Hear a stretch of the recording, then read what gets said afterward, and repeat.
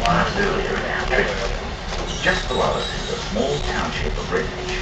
You may be able to see the red roof of the Red Beret Hotel beside the railway line. The Red Beret was named after its previous owner, who was a member of the Red Beret paratroopers during the Second World War. If you look for the tree line meandering through the patchwork of cane fields, you may also catch glimpses of the Barron River.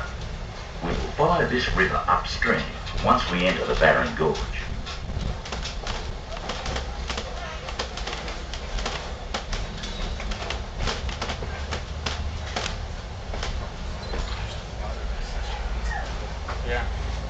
Yeah, unfortunately that's such a thin line that you really can't see in the picture. Yeah. I'm just taking a video.